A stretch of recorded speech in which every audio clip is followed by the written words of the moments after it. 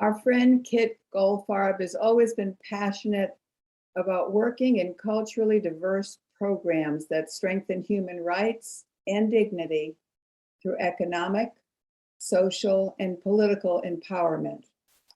Earlier in her career, Kit worked in programs of cooperation between Jewish and Palestinian citizens living in Israel. Her work in launching SANGO-Kenya with her colleague, Professor Constance Jua, taught her how important it is to listen to the people with whom you are working to reach solutions together. It also impressed upon her how lasting the impact of person-to-person experience can be. Today, she will be introducing us to the already impressive work of SANGO-Kenya, the nonprofit founded less than 2 years ago. And I'm going to add to that you'll be look carefully in the Wrap News, because Kit was recently interviewed by the editor, and there'll be more to learn about SANGO-Kenya in your next edition. Welcome, Kit. Thank you so much, Madeline. Thank you for that lovely introduction, and thank all of you for having me come here today to talk to you about SANGO-Kenya. It is indeed a passion of mine, and two friends of mine recently launched a new project, and they talked about it as being a project and endeavor of love, and that's what this is in all definitions of love. You heard in the beginning some music, and if I can share the screen, which I'll try, I would like to show you some photographs, because I think the music and the photographs together will give you a better idea of where we're working and the people with whom we're working. So let me try, and please bear with me. Good. Yay, it worked. But what I need to do is, sorry. These are photographs, not of the program specifically, but just of the area where we work. You can see it's very open, it's arid, not a lot of infrastructure.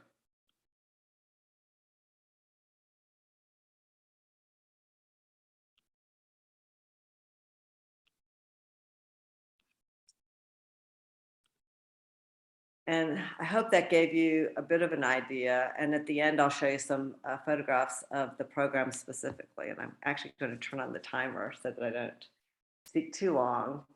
As Madeline said, there's so much to talk about, and it's hard to know where to start and where to go. So I'm very happy that we will have questions at the end so that you can ask me anything you want to learn more. The area where we work is in the western part of Kenya on the shores of Lake Victoria.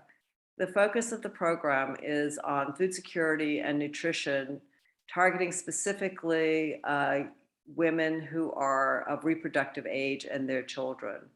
We follow the tenets of a principle called the 1,000 days, which is a nutrition concept that recognizes that the first 1,000 days of nutrition are the most important, and those 1,000 days begin at conception and go through 2 years. So the women who are participating in our program are either pregnant or have children under 2 years, at least when they start in the program. And the name SANGO-Kenya is taken from Sango, which is the Luo, one of the Luo terms for Lake Victoria. Luo are the tribe of the people with whom we work predominantly in this area, which is Seme sub-county, which is in Kisumu County. And as you saw there, it's the part where we work is a very rural, underdeveloped area. And the SANGO-Kenya, the roots of it, the history of it really go back to some research that my colleague, Dr. Constance Jua, who is a nutrition professor at George Mason University and my nutrition professor when I went back to get my MPH 10 years ago in global health. She's from that area. She's from Seme sub-county, and she grew up there, and she's really quite the success story. She went to school there. She got her undergraduate and master's degree there. and then working on a project there, met someone from UCLA, came here and got her PhD in public health and nutrition, and then came to George Mason University to teach. But even after all that journey, her roots are very strong there, and she probably will return there one day. And she has gone back several times to do research. And one of the times she was there, she discovered that the women were not following the WHO, the World Health Organization's prescription for breastfeeding, which is exclusive breastfeeding for the first 6 months. And she went back to do research to find out why. And she found out that the levels of food security were high, much higher than she would have expected in that area. And that meant that for many families, at least one night a week, someone would go to bed hungry. For many families, at least one day a week, one member of the household would have to give up a meal so that everyone could, usually the children, and so an adult would give up a meal so that the children could get their meals. And she conducted this research on food security in 2017. And in 2019, she was going to go back and deliver the results of the research to the members of the community. And we happened to be in touch at the time, and she invited me to go along with her, which I did.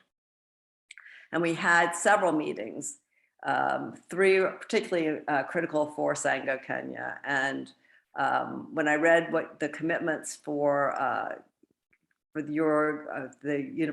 Unitarian Universalists, it's really part of a critical part of SANGO-Kenya, and that is respect for the individual and respect for people, even people who might be different from you.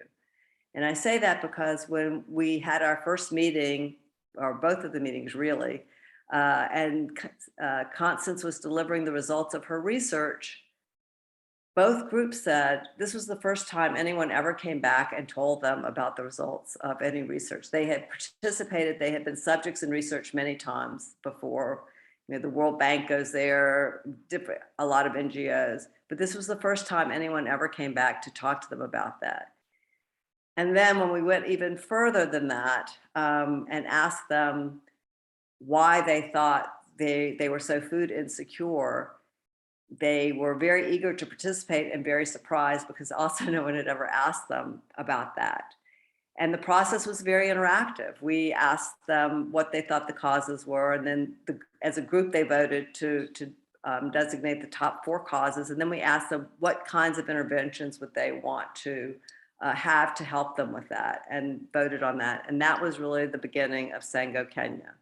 And we worked with people there, and came back here and worked with people here and talked to experts in Africa, experts in agriculture, experts in development, and continued to work with them. And after a few months, this was June of 2019, we wanted to go back in January of 2020 to start a program because we had told them we would come back, and the rains begin for the major rainy season and the growing season in March. So we needed to get back. So we were really working very fast. And one day a friend of mine called up and said, well, I'd really like to support your work. How do I do that? And we thought, oh, right, that's a really critical part too.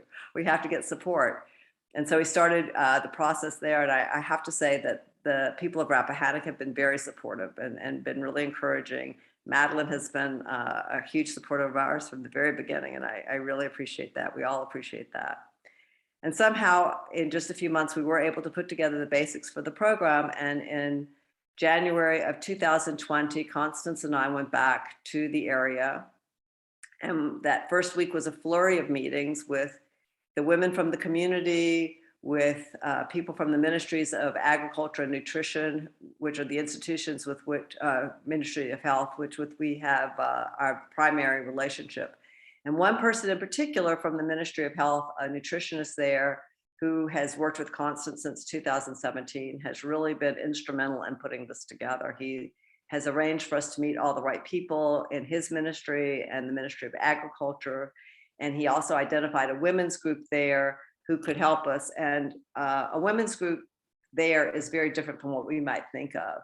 it's a formal organization. They get support from the government. They have constitutions and rules and bylaws, but importantly for us, they were already organized. So it was easy for us to reach out and bring them in. And so in January of 2020, we started our pilot project. And the pilot consisted of 19 farmers who were part of this women's group, training and support for the first growing season in green leafy vegetables. And all of this was selected in cooperation with the people there and other groups there. And that's a really important tenet also, that we're community-based. Many people ask me, why does it take people from the outside to come in and tell them how they should be doing these things?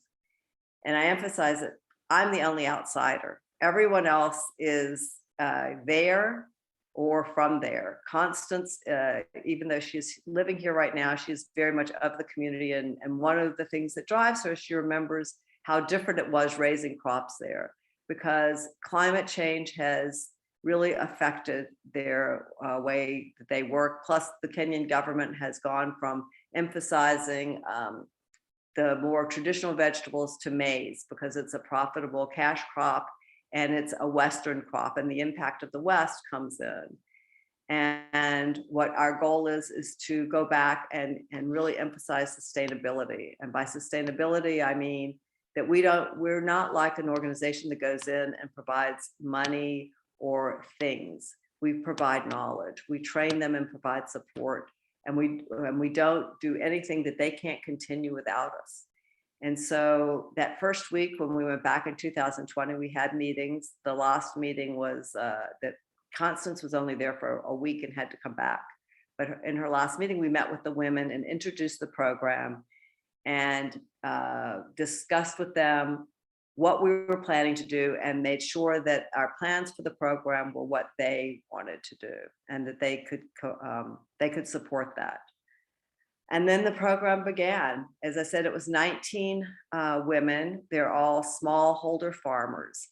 And by smallholder farmers, they have from 1/4 acre to 1 acre, but most of them have closer to 1/4 of an acre. And that's the amount of land that we help them cultivate. They can cultivate the rest of it using these methods, but we really want it to be equal. We want to be able that we give everyone the same thing. And the only thing we actually provide them are the seeds. The rest of it is training. And we found a wonderful agricultural extension worker named Dominic, who has done all the training and field support. And he brought with him an agricultural training program that he adapted to what we do, because the women actually know that climate change is happening to them, and they need to adapt to that. And they also know that they need to use more organic methods for farming. They want to use manure, they want to use composting, but they didn't know how. And that was one of the things that they asked that we include in the training. And we selected 5 green leafy vegetables that are more climate resilient than some of the other things that they might be growing. And Dominic, over the course of 5 days, taught them how to prepare their land, cultivate it, plant, maintain and harvest those vegetables in particular, each one, and what pests to look out for.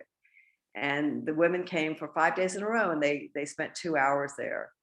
And 2 hours of their time every day for 5 days is a lot. The women are responsible for everything. They're responsible for getting the children fed. They're responsible for getting the children to school. They're responsible for taking care of anyone who is sick, preparing all of the meals. It's a lot. The men, and in some cases, they also provide additional income. So for them to give 2 hours a day for 5 days in a row is really a lot. And they came, they knew that they were committed. And part of the agreement is that all we ask of them is that they show up and they pay attention. And they really did. At the end, I couldn't understand. It was all given in Lua, but someone did translate some of it for me. But also at the end of every session, they had a lot of questions. And it was astonishing. They really picked up on things. And the next morning, one of the things that Dominic would do is he would have someone get up and recap what they had done the day before.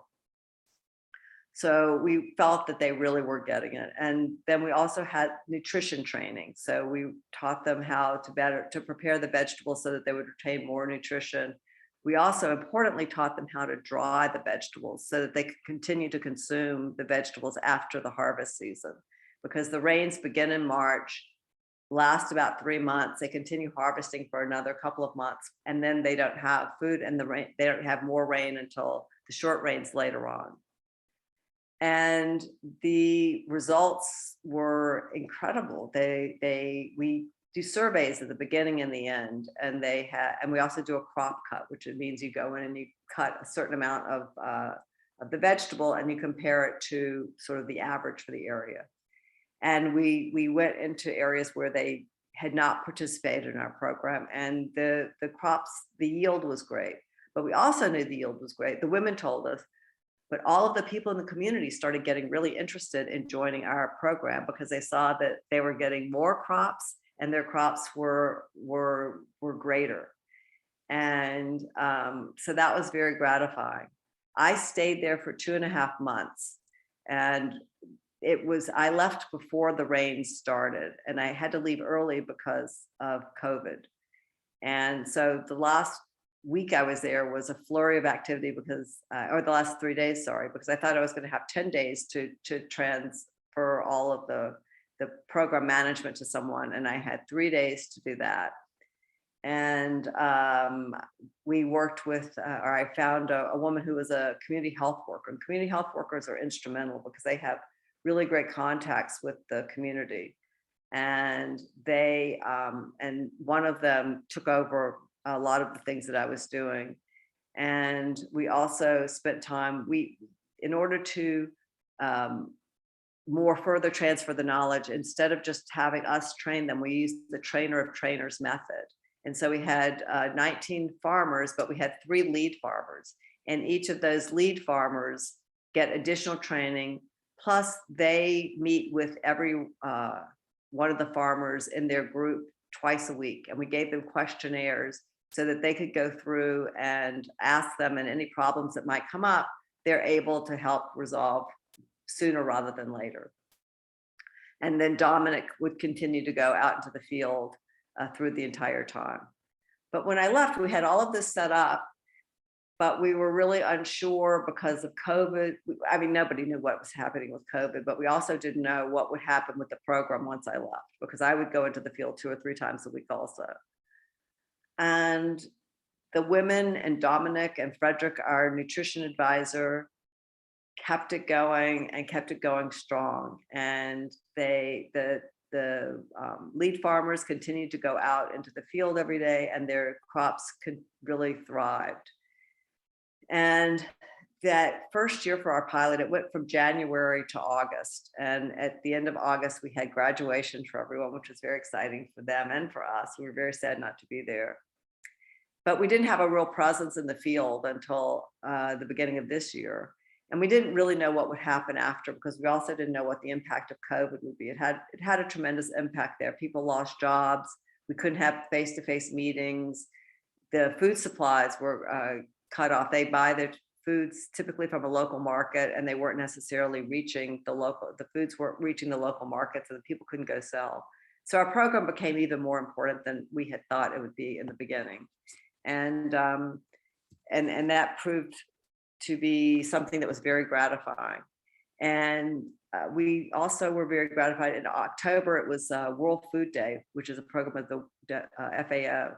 And we asked the farmers if they would like to do something for it. And they said, sure. We thought, yeah, they'd invite their friends. They had 100 people there, including the head person from the Ministry of Health there, talk about how important our program was, how important the consumption of green leafy vegetables is. And the women, though, did most of the presentations. They taught people in their community, men and women attended, and more people wanted to come and join our program. So this year we went from 19 farmers last year to 70 farmers this year, in 1 village last year, 2 villages this year. We also hired a field advisor, and she has been running everything there. She's from the community. She worked with Constance also back in 2017, so she knew her, and she has been just amazing. And she's kept the program going. And additionally, we've gone from just supporting in the long rain season to supporting in the second season, which is also, which just started now. And we introduced orange flesh sweet potatoes. And because that introduces more nutrients, and also, this isn't a negative, it's a positive, calories, because as opposed to here, they are going through a nutrition transition in Kenya, where they've gone from underweight to overweight and obesity, but not where we're working. The people, some of the people are rather large, but generally the real challenge is still to get enough calories. But it also provides more nutrition and more variety. And I see that I'm running out of time a little bit, but I just also like to, on a personal note, people ask, actually, Ben Peters asked me if I had developed personal relationships, and you do. I spent so much time with people, and I heard about people talking about illness. I don't know that many people, though, very well. In just the less than 2 years, I know of, I think now it's up to 8 people who have lost family members. One of them including a 16-year-old boy, and many of them to things that if they had healthcare here, like we have here, it wouldn't happen. One was because of a kidney transplant, actually. Constance's brother. The 16-year-old child had a heart defect that here would have not been a significant surgery. And just this past week, Winnie, our field officer, and Helma, the woman who took over for me last year, their fathers died. Helma's stepmother died 2 weeks ago. Death is so much a part of it because they don't have health care. They don't have proper nutrition. The orange flesh sweet potatoes, the vitamin A is so critical to them for their immune systems. And it really strikes you at the difference. And so, in that area, we're looking at really the impact we can make. And we're also looking at how we can help them market their surplus vegetables, because not only did they save money because they didn't have to buy vegetables, but they had surplus and they were selling them. But we saw that not all of them were as good at selling them as others. So we're going to introduce that. And this is a great time for me because I'm actually going back in 2 weeks for 5 weeks to start to plan for 2022, and we're going to be adding 60 more farmers. And we also want to start looking into different programs of more effective use of irrigation, and also how to the difference between soil and dirt, and how to really maintain the health of the soil there. And I think I've probably said enough. I'm going to put our website up here because we do have a blog there. Also, anybody who would like to receive our newsletter, please ask me. I'll put my email there as well.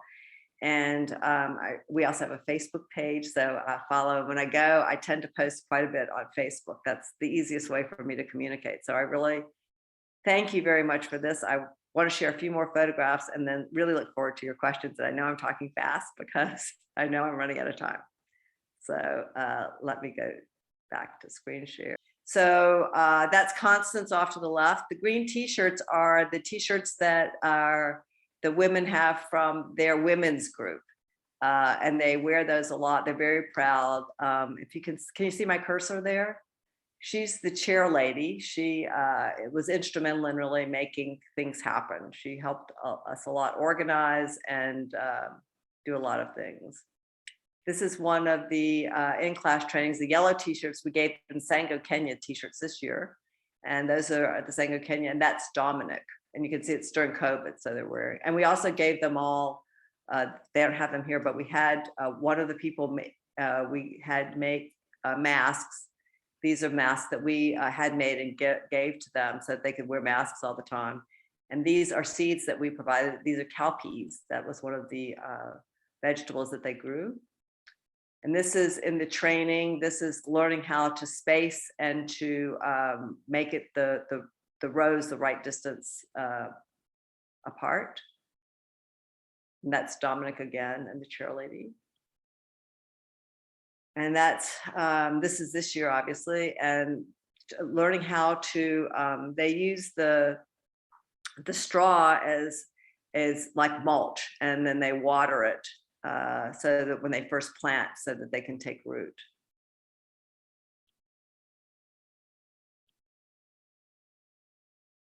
And that's what their crops look like towards the end of the season. Very rich. You can see around where it's not cultivated. And that was at the cooking demonstration. Some of the vegetables that they aren't the vegetables they actually raise, but the type of vegetables that they raise. And we taught them how to prepare them in an interactive and hands-on.